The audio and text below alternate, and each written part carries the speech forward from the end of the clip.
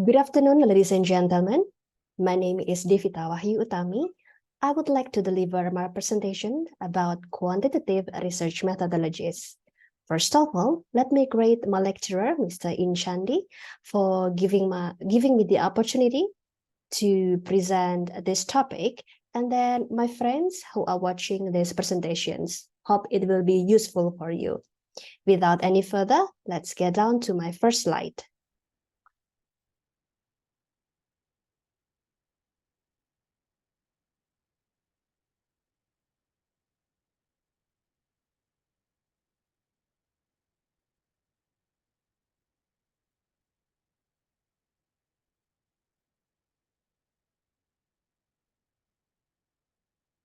Well, my topic is quantitative research methodologies. I will explain further about the quantitative research methodologies and also another type of the quantitative research methodologies. Those are number one, experimental research. Number two, single subject research. Number three, correlational research. And I will close my presentations with the conclusions and also suggestion for the researchers who are willing to use this methodology for the research. Okay, quantitative research methodology. Here I have provided some key points of this topic. Start from the definitions. Quantitative research is a systematic approach that involves collecting numerical data and analyzing it using statistical method. This means that researchers use tools like survey, questionnaires, and experiments to gather the data from the large sample size. Quantitative research tends to be more objective than qualitative research because it relies on empirical data evidence rather than subjective interpretations. The importance of quantitative research in various fields. Quantitative research plays a crucial role in fields such as psychology, education, sociology, economics, and healthcare, by providing empirical evidence and statistical analysis to support hypotheses. Let's go to the types of data collections methods used in quantitative research. Common data includes survey or questionnaires, and then experiments, observations, and the last secondary data analysis. Let's go to the advantages and disadvantages. Advantages include the ability to generalize findings to larger populations due to the use of representative samples. However, limitation may arise from potential biases introduced during data collections or oversimplifications of complex phenomena. Quantitative research allows us to make conclusions about larger populations by studying representative samples. For example, here, surveying 500 school students can provide insights into the reading habits of all high school students in a city. Quantitative research may introduce biases during data collections, such as if certain groups are less likely to participate. Additionally, focusing on numbers can overlook qualitative aspects like personal motivations for reading or individual experiences with different genres. Okay. Here, I provided a step involved in conducting a successful quantitative study. After these steps, I will give you the real steps with the method or the exact topic I have already given. Okay, first, formulating clear hypothesis on or research question based on existing knowledge gaps. Or as Mr. Channdy already mentioned, is about the research gap. You can use the hypothesis or make the research question from the research gap, from the previous research that already conducted. And then second, selecting an appropriate sample size. Number 3, collecting reliable data through standardized procedures. Number 4, analyzing the collected data using statistical techniques. And then the last, interpreting results objectively while considering limitations. Okay, here I give you the example to apply how to apply quantitative research methodologies. Here I give the topic, improving educational quality through community engagement in Paragon International Schools. And step 2 research using this quantitative research methodology are: first, conducting surveys. After designing the research question, I could design and administer surveys to students, parents, teachers, or principals. This survey question could focus on their perceptions of community engagement initiatives and how they believe it impacts educational quality. Okay, and that's the next step. Analyzing academic performance data. By collecting and analyzing academic performance data, such as test scores or graduation rates over a period of time, I can examine if there is any correlation between increased community engagement efforts and improved educational outcomes. The next step is examining attendance record. Quantitative analysis can help determine whether higher levels of community involvement lead to better students' attendance rates or reduce abstainism. And then assessing participation levels. I may want to quantify the level of participation from various groups within the school communities. Students, parents, teachers, in different activities like parent-teachers conference or association, or extracurricular events, to see if greater involvement correlates with the enhanced educational quality or not. Okay, and then comparing pre- and post-intervention data. If a specific intervention related to community engagement have been implemented at a school already, for example, like a mentoring program, I can compare relevant metrics before and after implementation using statistical analysis techniques such as t-tests. Okay, here after I collect the data, what should I do next? The first step is data cleaning. What is data cleaning? Data cleaning is a review the collected data for any errors or inconsistencies and clean it by removing outliers or addressing missing values. These steps ensures that my analysis is based on the reliable informations.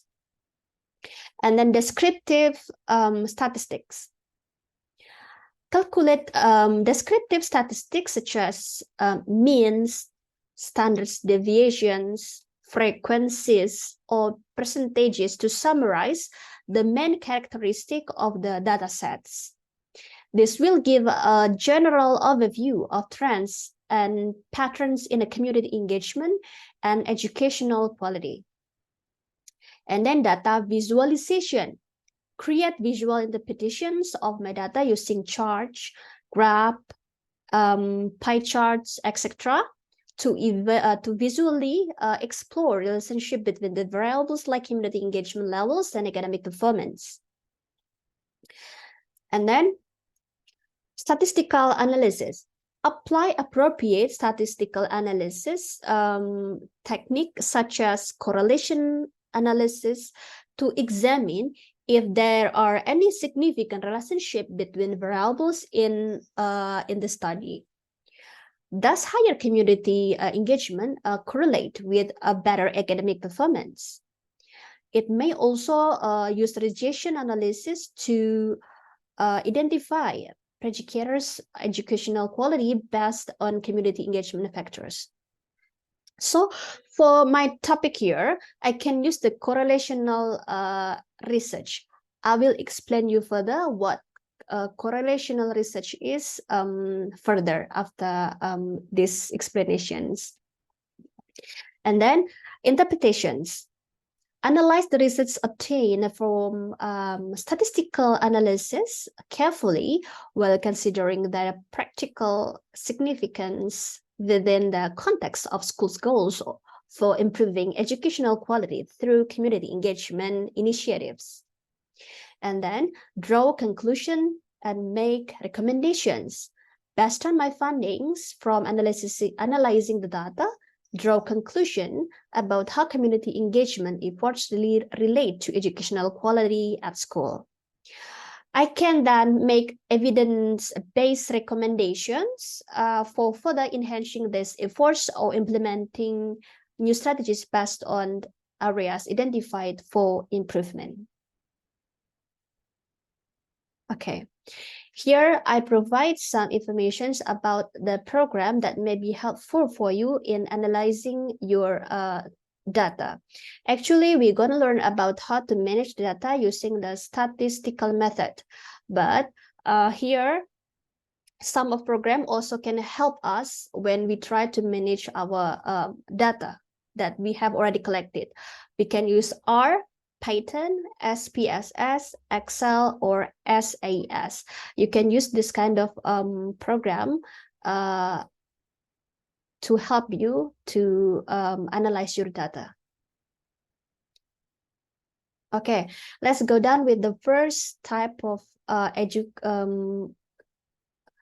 experimental research. This experimental research is a type of quantitative research that involves manipulating variables and observing the effects of other variables. It aims to establish cause and effects relationship between variables. We use this kind of method using random assignment. What is random assignment? Random assignment means that this method used in experiment to assign participants into different groups. The goal is to assure that each participant has an equal chance of being placed in any groups, which helps minimize bias and increase the validity of the study's results. By randomly assigning participants, researchers can compare the effects of different variables or treatments on their outcomes.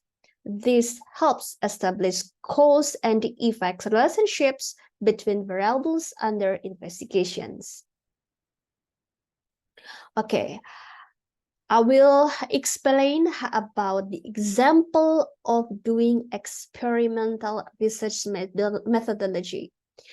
You can see the journal in page 286, and here I provide the analysis. I try to analyze the journal with the title Cognitive Effects of Chess Instructions on Students at Risk for Academic Failure.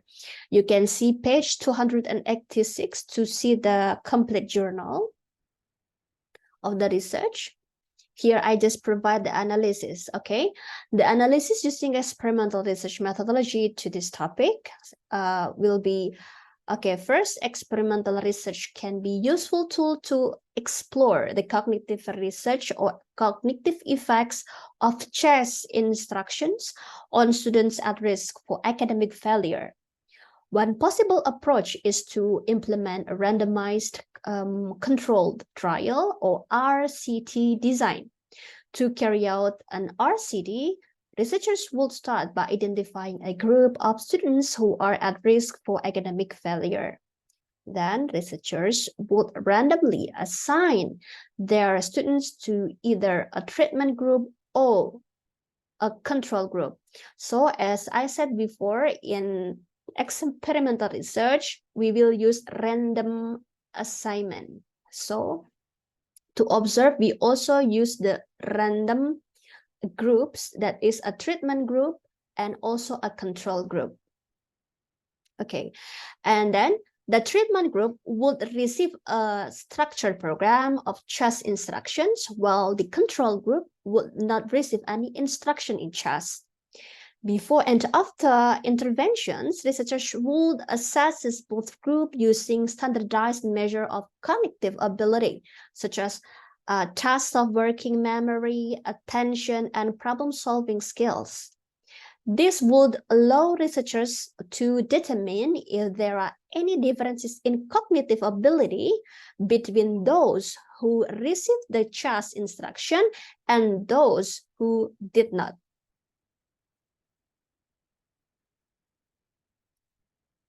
Okay. To increase the accuracy of the study, researchers could also use blinding, where the students and the researchers assessing the outcomes are unaware of which groups each student belongs to. Additionally, the study could be designing to include the follow-up assessment to measure the longer-term effects of the CHAS instruction. The finding of this research suggests that CHAS skills rating is a key predictor for the improvement of student cognitive skills.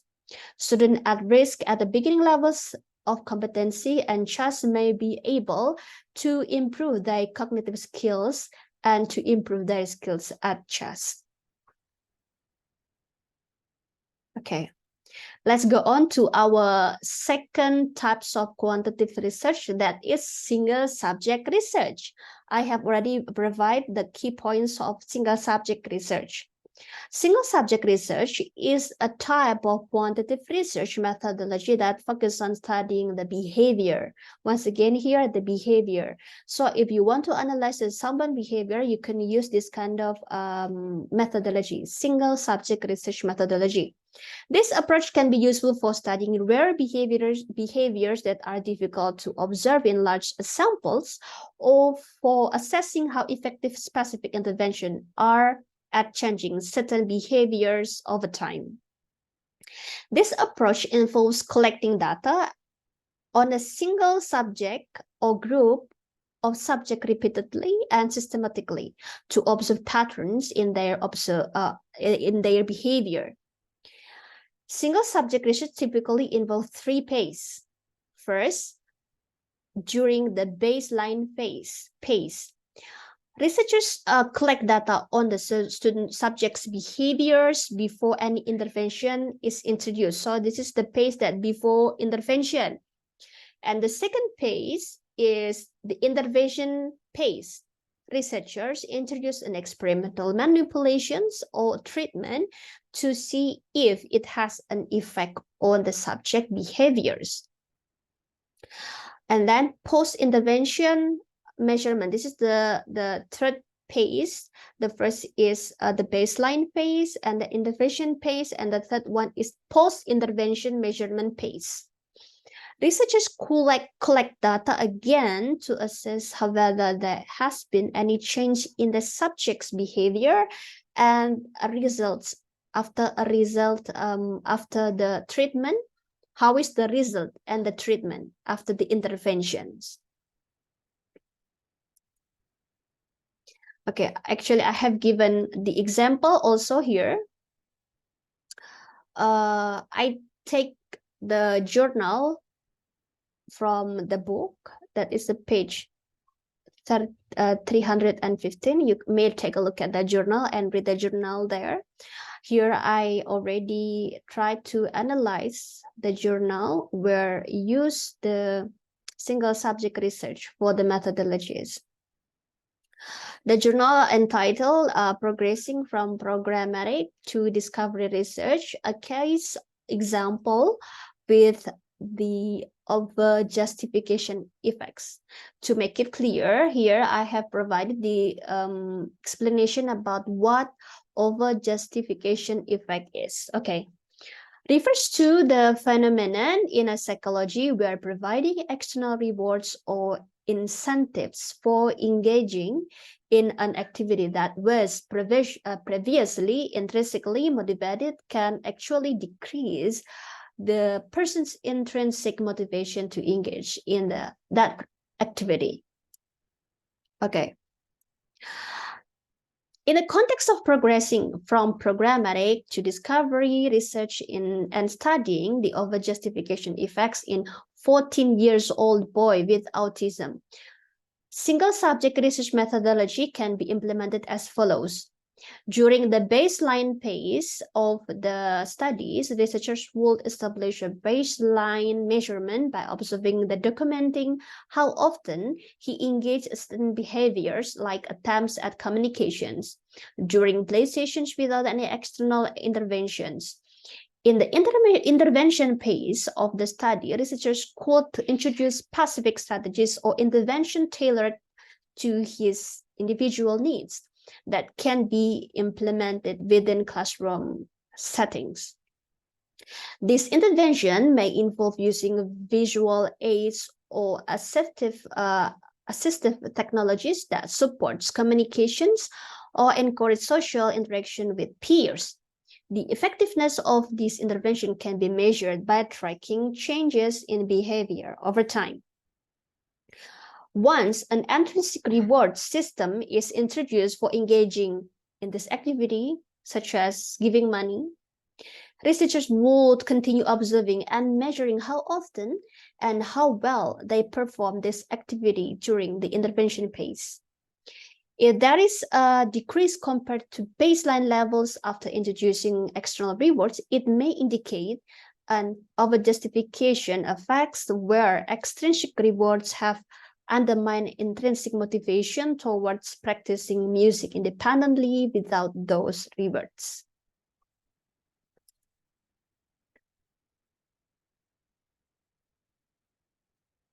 Okay, based on expected finding from initial data showing decreased motivation levels despite introduction rewards contingencies.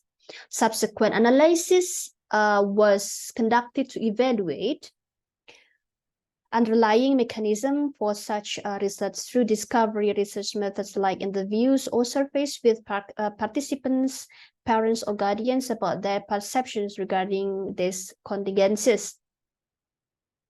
Contingencies effect on intrinsic motivations levels post-intervention phases. Results suggested that reward contingency functional as a punishment because participants prefer asking for rewards rather than engaging intrinsically, which led withdrawal producing punishment. Contrast instead increasing interest and intrinsic drive towards activities like drawing or music or etc. By adapting single subject research methodologies according to individual capabilities while focusing on specific goals related to communication skills or social interaction within classroom settings, we can gain valuable insights into effective strategies for supporting development within this particular participant's unique circumstance, while also exploring unexpected findings through additional analysis using discovery research techniques. I hope you can understand enough after the explanation of the example from the journals to use the single subject research methodologies. Okay, let's go down to our last type of quantitative research here. That is correlational research. Maybe you will use this kind of topic, this kind of methodology for use for your research because it's commonly used for the research. Okay, here I have provided also some key points of the correlational research in quantitative research. Correlational research in a type of quantitative research that investigates the relationship between two or more variables. The goals of correlational research is to determine whether there is an intrinsic association or correlation between the variables being studied. Correlational research does not establish cause and effect relationship between variables, but rather examine the degree of association between them. Correlational research can be used in many fields, such as in psychology, sociology, economics, education, healthcare, and etc. Correlation research can provide valuable information about relationship between variables and can be used to generate hypotheses for further research. Okay. And correlation research can also have limitations, such as the possibility of confounding variables and the inability to establish causality. Okay, here I have provided some examples of correlational research. First, in health studies. For example, here, the correlation between smoking and lung cancer. Correlational research here can help determine if there is a positive correlation between smoking habits in the likelihood of developing lung cancer. Researchers would collect data on individual smoking habit and their incidence of lung cancer to establish any potential relationship among them. And then the example from economical studies. Here, we can use correlational research to examine the relationship between economical variables such as gross domestic product, or we more familiar as GDP, and employment rates, or the correlation between income and levels of educations. Relationship between income and the levels of educations. Correlational research can be used to examine the association between income levels and educational attainment. By collecting data on individual incomes levels and their highest level of education completed, researchers can analyze whether higher education is correlated or not with the higher incomes. I think this is very interesting topic. And then we also can use correlational research in educational studies, just like we are doing right now. Correlational research can be used to examine the relationship between academic achievement. I think it's like my topic, academic achievement, educational quality, and such as study habits, motivation, family background, or family engagement, or etc. So in my topic, I can use this correlational research methodology as a methodology in my research. And then the psychological research. We can use, researcher may use the variable like extraversion or introversion or impulsivity or stability to investigate how they relate to certain behavior or psychological well-being. Okay, this is the end of the last slide of my presentations. I will make a conclusions and suggestions. Okay.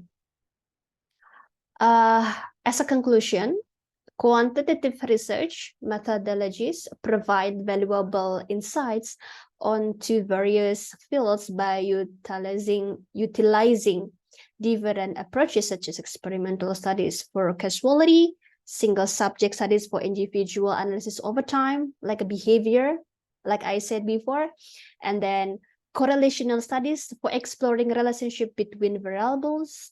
Overall, quantitative research, including experimental research, single subject research, and correlational research are very useful tools for collecting and analyzing numerical data, testing hypotheses, and making predictions about the various phenomena. By using this method, researchers can gain insights into a wide range of topics and advance our understanding of the world around us. Suggestion. Here are some suggestions for those conducting quantitative research methodologies. First, you must make a clearly define your research question and hypothesis. It's very important. This will guide you, help you to guide the research designs and make sure you collect relevant data. So you have to decide or define your research question and hypothesis very clearly first. And then choose the appropriate research design. Experimental, like single subject research design, are appropriate when you want to explore causal relationship between variables, while correlational research design are used to explore relationship between variables without manipulating them. Choose the design that best fits your research question. Use reliable and valid measures. This will increase the validity of your result. And then consider ethical consideration. It's really important to please pay attention with this. Make sure participants are aware of the risk and the benefits of participating, and their consent of obtained before data collection begins. So you have to have the ethical consideration for the people you want to ask or you want to take the survey of. And then collect and analyze data systematically.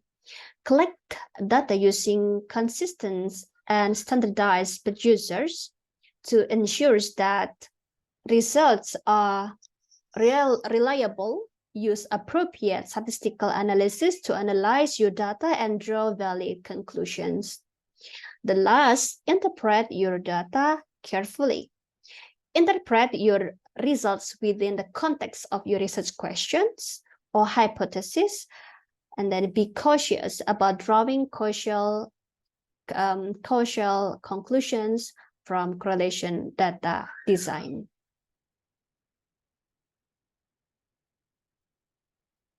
Okay, I hope my explanation is useful for all of you who are watching. Thank you very much for watching.